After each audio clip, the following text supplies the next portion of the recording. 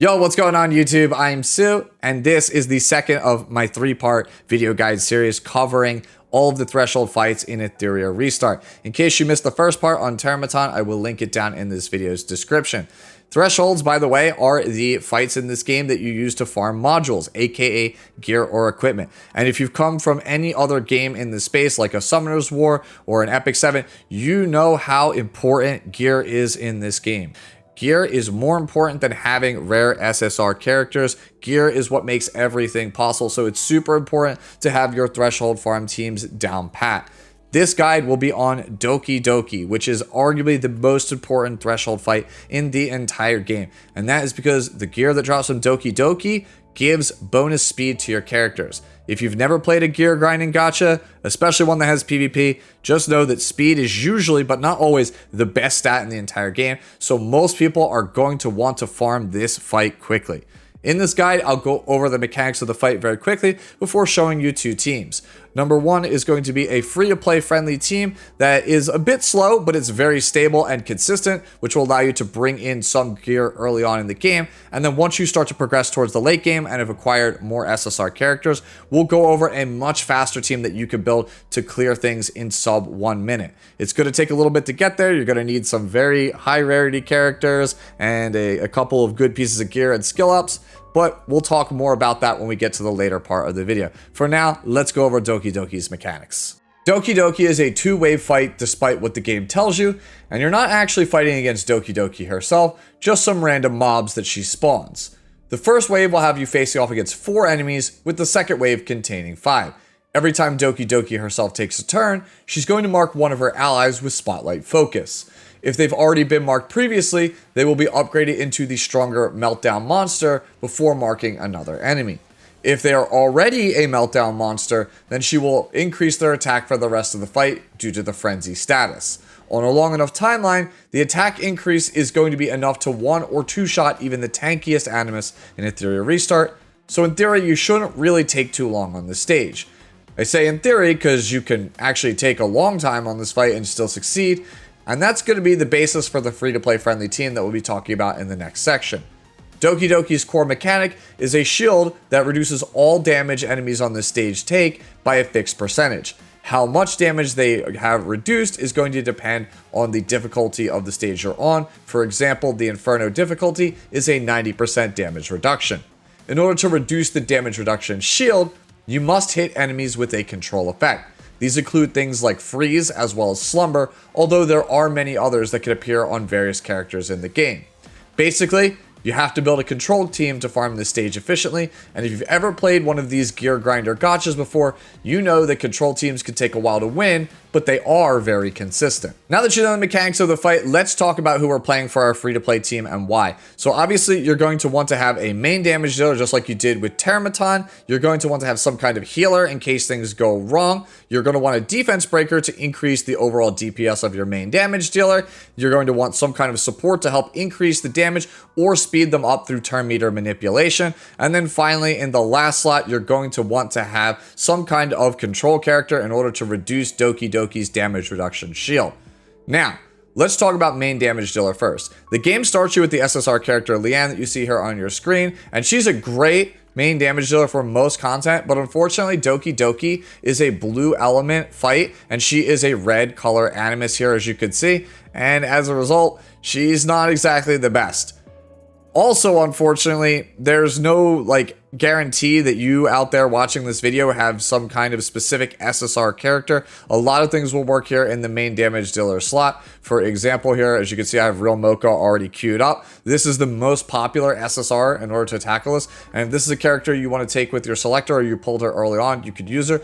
There's a ton of other characters that will work in this slot as well. You could use somebody maybe like a Rahu, a Jada. You could even use Tiamat, Rosa, whatever you want, Dieting, Victor, Heinrich. Whatever you have access to, that's what you're going to want to play in this main damage dealing slot. Unfortunately, Leanne's not the best, and I would only use her if the hyperlink charter tells you to use her. Otherwise, use whatever damage dealer you have access to. If you want to know how they're actually built, it's very similar to how we built Leanne in the previous one. You're going to want to have some kind of crit rate as one of your right side modules, and then you're going to have crit damage on the other two to help overall increase the damage.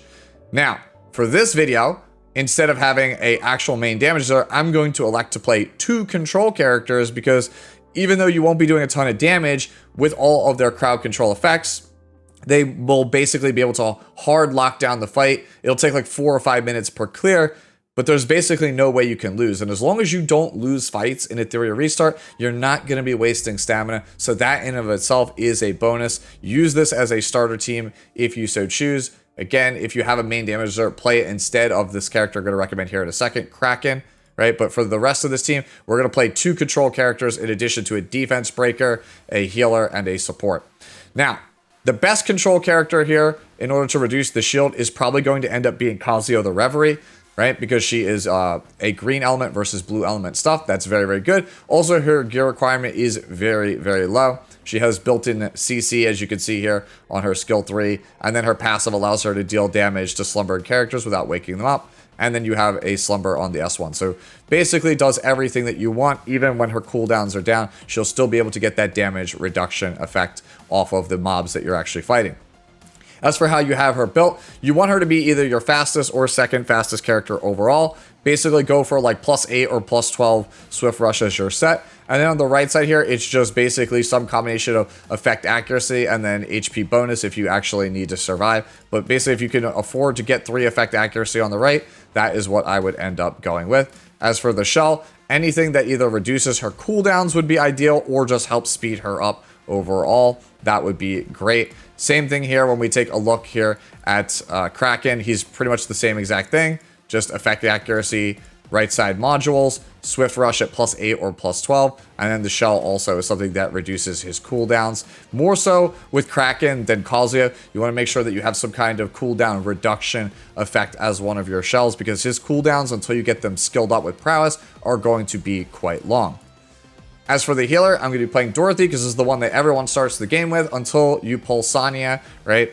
Once you actually get access to the character Sonya, I highly recommend using her instead. She's just, in my opinion, a way better character than Dorothy. Just like we talked about with Automaton, or I should say Terramaton, you want to use whichever the character scales off of for the right side module pieces. So for somebody like Sonya, she scales off max HP, so her right side modules should be HP percentage. But in the case of somebody like Dorothy, if you look at her skills, she scales off of her attack. So for modules on the right side, you want attack bonus and then maybe at least like 1 HP bonus so that way she actually survives. Regardless of who you play as your healer, you're going to want to use some kind of shell that increases their healing potency or gives the heal over time buff. Similar to how we did with Terramaton for the starter team, Gray is going to be our defense breaker here, right? He is color advantage versus Dokidoki. He gives a bunch of free stats to your team with his skill 2 Thunderous Roar, and then his skill 3 is not only a pretty competent damage skill, but it defense breaks everything, which helps set up your entire damage dealer. He should be faster than your damage dealer, but other than that, it doesn't really matter where he actually goes in the lineup in order to clear this fight. Similar to how we built him last time in the previous guide, you're going to want to have something like 1 crit rate here on the right side module, and then some combination of a crit damage and attack. In Etheria Restart from my testing, critical hit damage is better than attack percentage, so ideally, if you can go critical hit rate here and then 2 crit damage, that's going to be the best. As for shells, anything that either increases his damage by having a follow-up attack built in, a defense break, speed up, anything here that's going to help increase the team's overall damage is a good shell here for this character. And then the final one here to talk about is going to be your attack buffer, which is going to be, in this case, our girl here at number 41, just because she is the most free-to-play friendly version of this effect. If you have somebody like, say, Chiaki, right? Chiaki the Echo, she's going to end up being a better character for you. But until you pull her early on, you know, in like rank 10, rank 15 or something, if you don't have her at that point, play number 41. She's a rare character and she will eventually fall off, but super easy, super low investment. Has the attack buff that we want here. As for how you have her built, you want her to be basically your fastest or second fastest character alongside of your crowd control character. So just a bunch of Swift Rush, the rest of the stuff doesn't matter. And in the case of this character, the right side modules don't matter. HP bonus is probably the best, but basically just dump anything on here that you want. If you want to build them as a damage dealer so that way they can help clear things faster, then that is going to be your prerogative. As far as the shell, for somebody like Chiaki, cooldown reduction or something that increases her turn meter is going to be great. But if your character has healing potency, like a Freya or a number 41 built into their kit, then something that increases their overall healing or gives like healing over time is going to be good. Anyways, now that you know the starter team, let's jump in and see how an actual free-to-play fight works at the lower difficulties.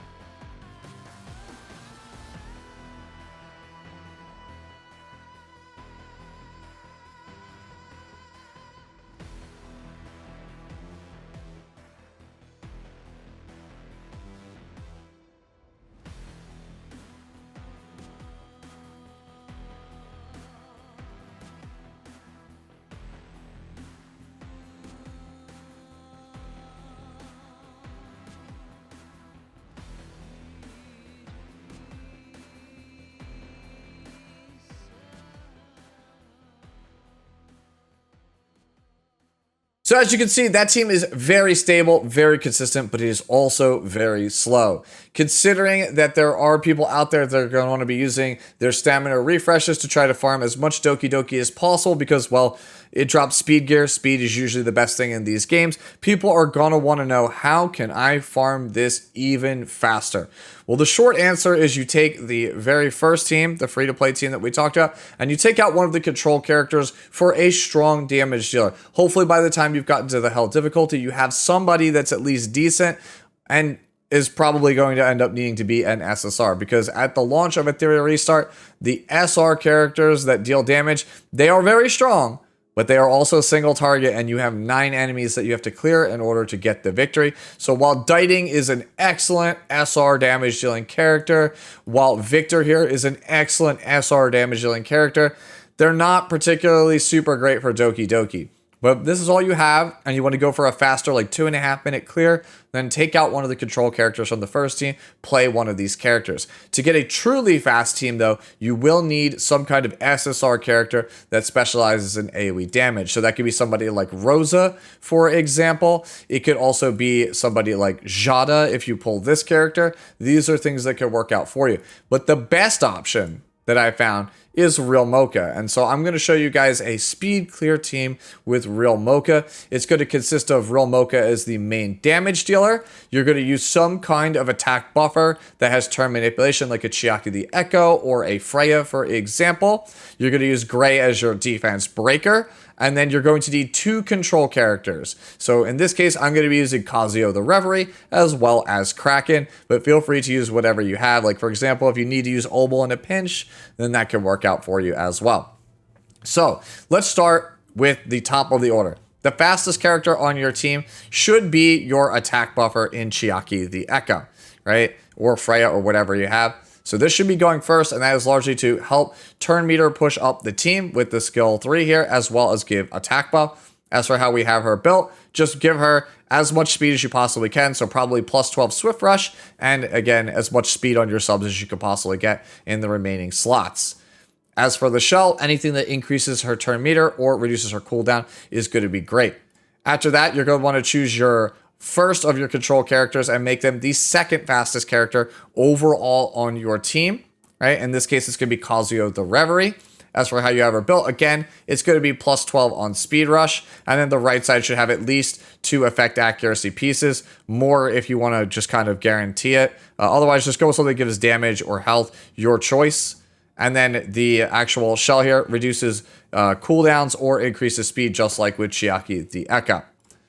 Third in terms of speed should be Gray, and he should still be very fast. He should not be that slow. The reason for this is that Gray needs to actually lap Real Mocha at one point, and he also is going to need this move here to actually be skilled up fully, right? And then this one skilled up fully. So you will need these both skilled up fully in order to reduce the skill cooldown, so that way he could cycle back around as fast as possible for the skill 3, right? As for how you have him built, again, should be on as much Swift Rush gear as possible. Anything else that increases his damage after that is going to be gravy. You want him on a crit rate, right side module, and then 2 crit damage to help give him the most amount of damage. But if you can't get that, that's fine. It's more important that he has the speed than anything else. And then the shell should be anything that gives him bonus damage to help kind of make things quite a bit easier. Now, the fourth fastest character, and they should be really slow, is Real Mocha, right? And how you're going to have her built is pretty similar to how we had Leanne. You're just going to want to put her on as much Onslaught or Keen Eye gear as you have, maybe something like Harvest. Whatever you have laying around that's going to give her more damage, more attack, more crit damage, that's what you're looking for. Right side should be crit rate module along with 2 crit damage modules, and the shell should be something that increases her overall damage, either with a follow-up attack, defense shred, something like that. Anything that's going to help increase the overall team's damage is going to be great here. Now, the last slot should be your slow control character, in which case it's going to be Kraken.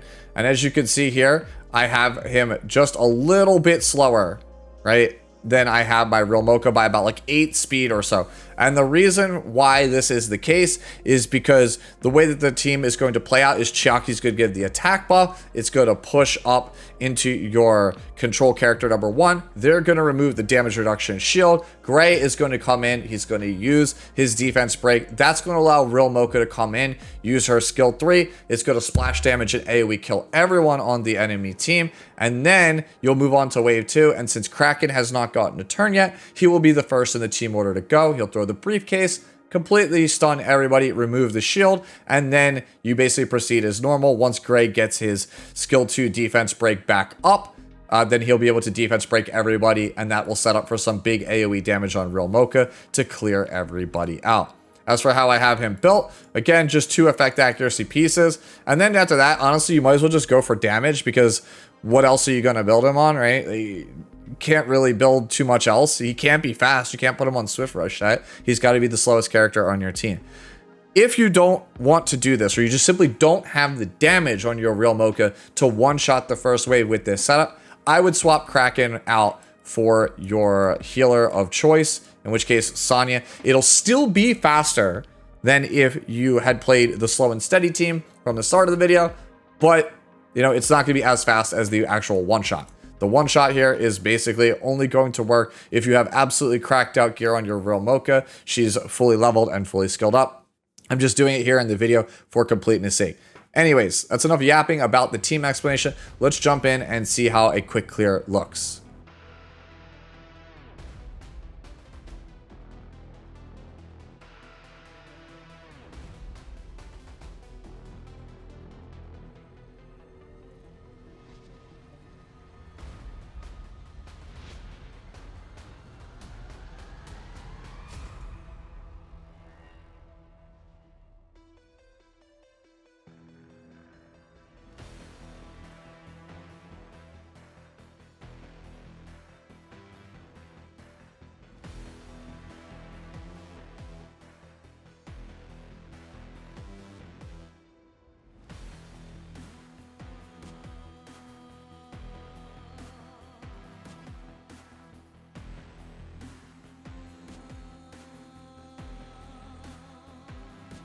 And that's going to do it for my beginner's guide to Dokidoki. As you can see here, this is the fastest team that I could come up with that uses the least amount of SSRs. The people who've got faster clears than me, they're going to be using a bit more SSRs. So this is the most free-to-play friendly team that I could find. Right? I feel like a lot of people will be taking real Mocha at some point. Unfortunately, again, there's just not too many good SR alternatives to her. But there are plenty of other SSR alternatives, such as Rosa, like we've talked about in the earlier parts of the video. But hey, if you've come up with a more free-to-play friendly team that clears just as fast, or even just one that clears faster overall, let me know down in the comment section below. And make sure that you check out my Terramaton Beginner's Guide as well as the Aurora Beginner's Guide, both of which will be linked down in this video's description when they're ready. And as always, enjoy the rest of your day, the rest of your week, and I'll catch you in the next one. Later now.